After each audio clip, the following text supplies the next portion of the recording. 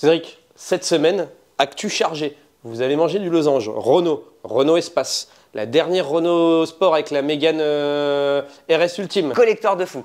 BMW M3. Collecteur de fou. La Chine qui Collecteur exporte de de plus foot. en plus. Des éléments du nouveau décor. Tout ça, c'est dans l'émission d'actu. Ça commence. Et 40 000 abonnés. Ouais.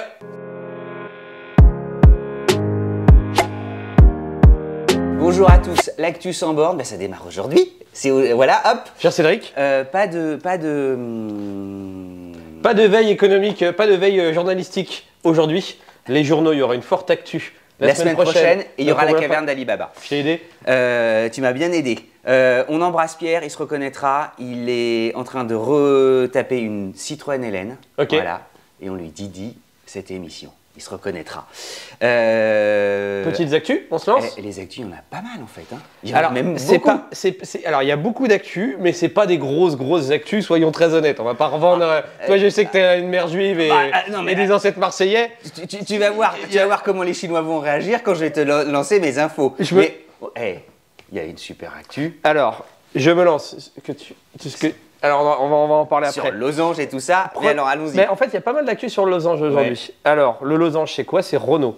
Renault, pourquoi? Ils ont annoncé que le non-espace allait perdurer, qu'il allait y avoir un nouvel espace. Je crois que l'annonce définitive sera faite au printemps 2023, si ma mémoire est bonne. Le Renault Espace, ça va être quoi? C'est fini les monospaces, donc certains vont râler. Mais en fait, les gens n'en achètent plus, donc à un moment donné, tu es obligé de répondre à la demande. Même nous, on en a marre des SUV, ça va être un SUV. Mais le problème, c'est que vous, les gens, vous achetez que des SUV. Donc les constructeurs, ils sont pas non plus des philanthropes. Ils disent, tu veux du SUV? Bah tiens, du SUV. Non mais c'est vrai, il faut mais par contre, comme ça va être une version allongée, ça nous change un peu. Nous, on a eu une petite indiscrétion, on a eu le droit de voir un petit film publicitaire. Et le teaser existe depuis hier sur le Twitter de Renault. Allez le voir, il est magnifique, il y a une ambiance cinématographique. Alors, il n'y a que 6 secondes, n'en fais pas. Le teaser est sympa, mais il faut voir le vrai film. Nous, on a vu le vrai film, vous le verrez que dans quelques mois. Non, mais honnêtement, c'est de la grande publicité. Oui, en fait, c'est ce qu'on disait quand on a vu le vrai film. Quand on a vu le vrai film cette semaine. En fait, on retrouve les publicités d'antan, où c'était un voyage, une ambiance. Tu as l'impression que tu es retourné aux publicités des années 80-90, où il y avait... Nino, ça l'a marqué. Donc l'actualité, c'est quoi? L'espace perdure. Je crois qu'on arrive à la 6e génération. On va fêter les 40 ans de l'espace à la fin de l'année, il me semble. Et en fait, cette nouvelle espace va être sur une base d'Austral, donc ça sera un hybride, mais ce sera un Austral probablement allongé, parce qu'on parle de cette place. La rumeur, c'est ça. Donc, est-ce que ça va être confirmé ou infirmé? On verra bien. On vous partage les... C'est une information inédite parce que ça nous replonge effectivement il y a 40 ans, lorsque l'espace sortait, il y a 40 ans. On n'avait jamais vu un truc pareil. Ça ressemblait à un TGV. D'ailleurs, le TGV entamait sa carrière. Il y a une très belle photo dans des magazines de l'époque où tu vois un TGV orange avec le nouvel espace. Et alors, patatras, ils le mettent en vente, ça ne se vend pas. C'est-à-dire que les mecs, je regarde Hugo pour qu'il soit avec nous, les mecs ne signent mais quasiment rien. Ça se compte en dizaines. Le premier n'était pas produit avec Matra aussi? Si, il y avait Matra et tout ça.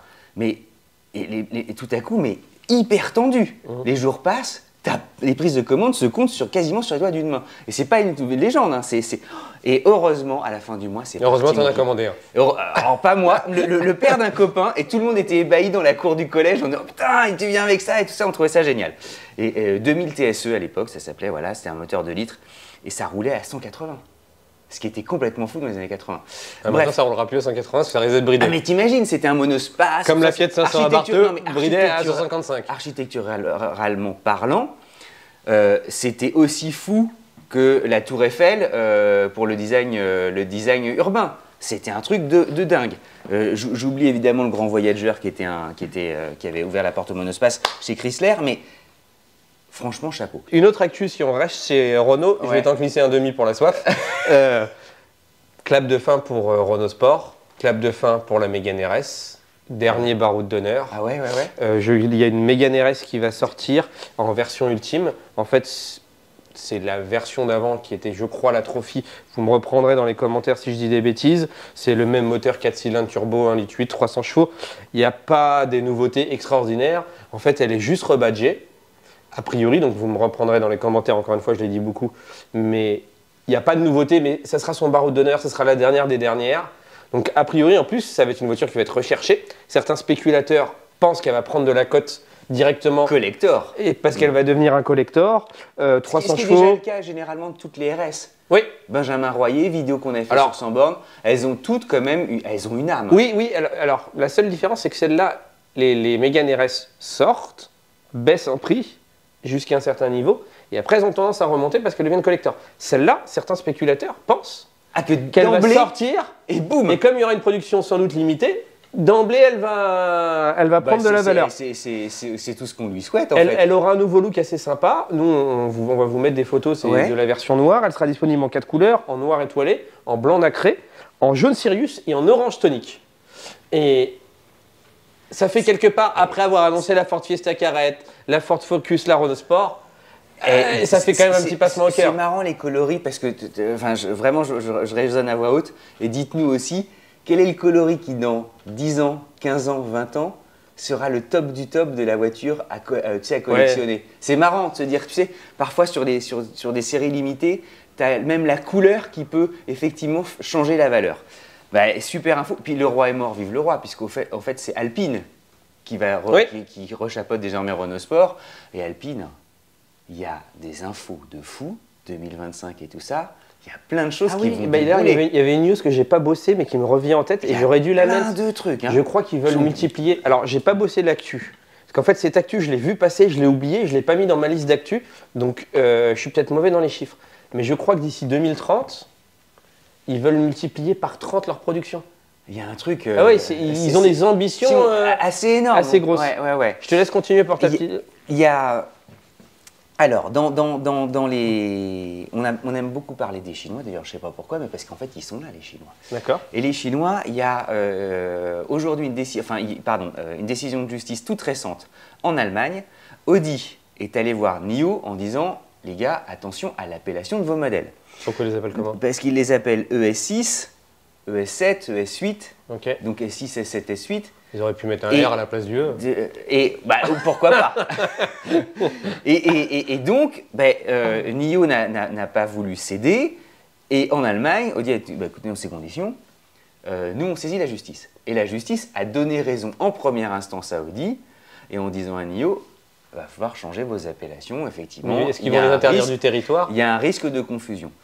Comme il y a eu avec Citroën. Voilà, là, il va y avoir un deuxième épisode, puisque NIO a dit non, on est vraiment différents, tout ça, donc chacun avance évidemment ses arguments. Et il va y avoir un deuxième round, mais en tout cas, le premier round a été gagné par Audi. Et alors pour ceux qui sont juristes et tout ça, c'est quand même toujours intéressant en termes de propriété intellectuelle, en termes de distinction.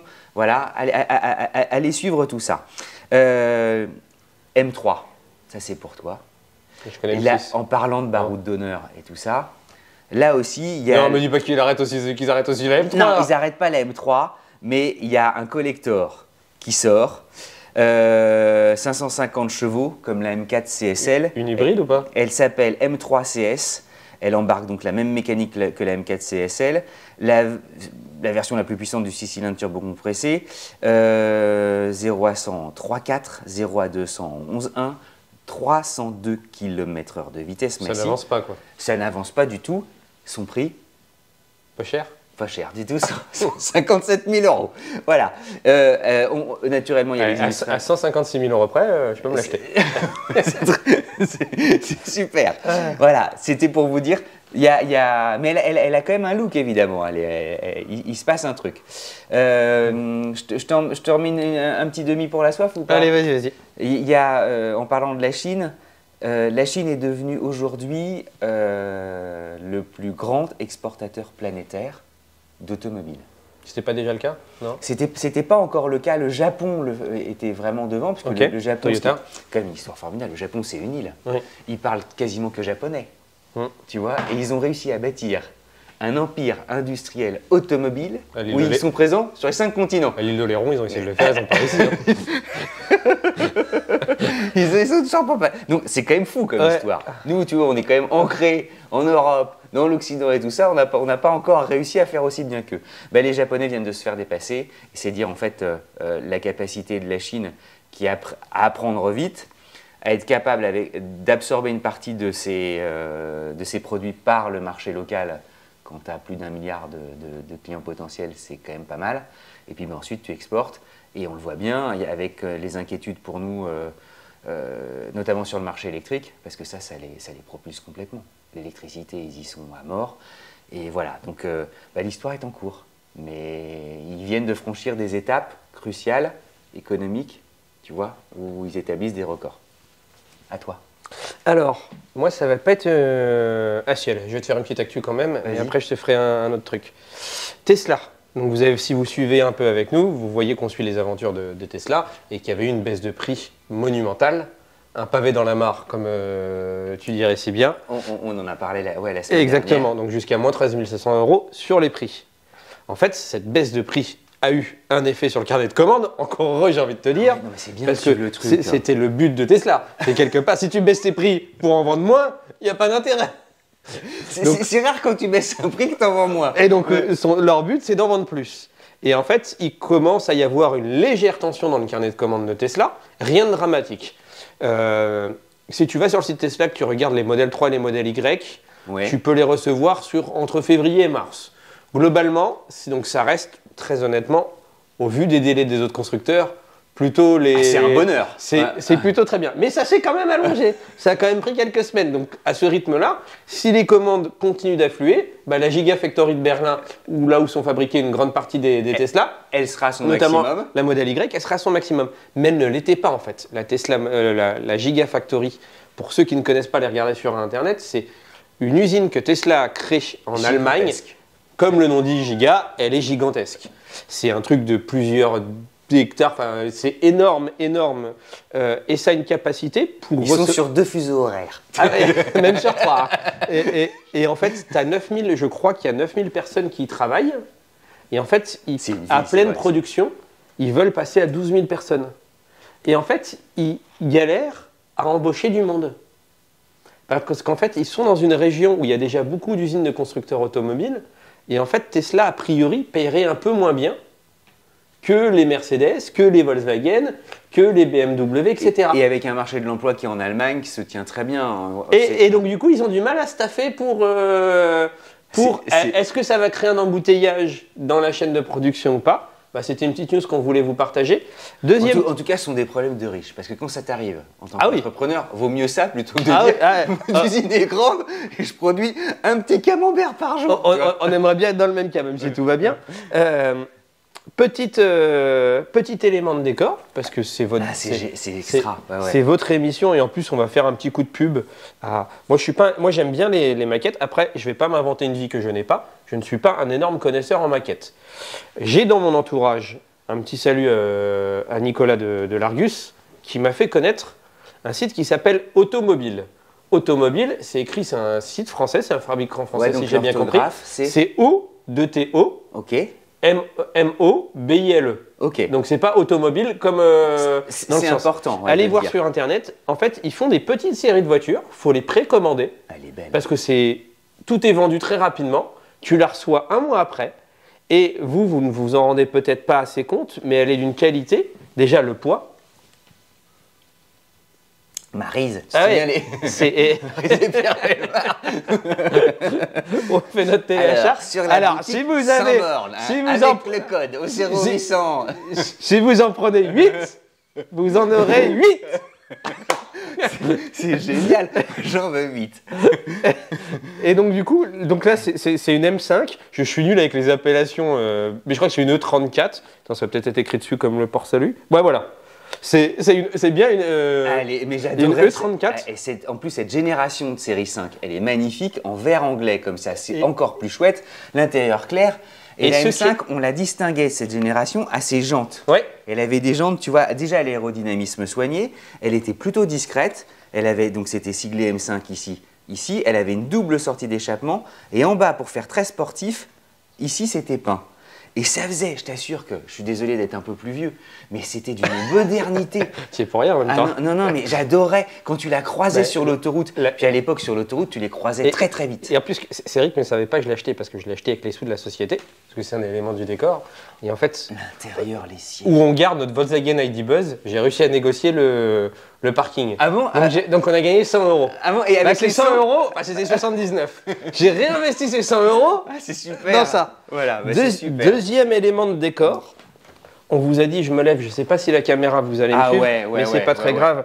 Au pire, hommage. Attends, vous m'aurez perdu un petit peu. Attention à l'autre beau tableau de Thomas Attention, Duhamel. parce que là, on n'est plus dans l'image. Et ça, c'est super beau. Hein. Reviens. Donc, on a été chez... On a été...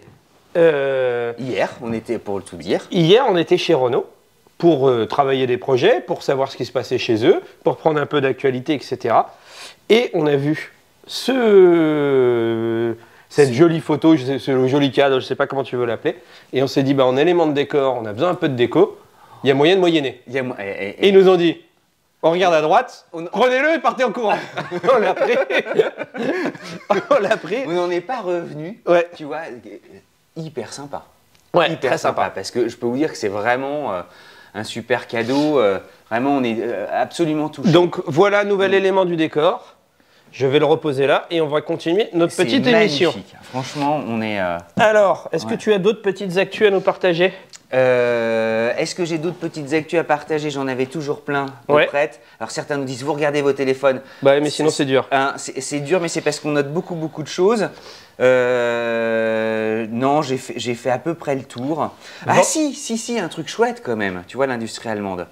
Mercedes va redistribuer 7300 € à l'ensemble de ses 93 000 salariés. Ça fait 18 centimes par personne. Non, c'est 7300 € par employé. Par employé.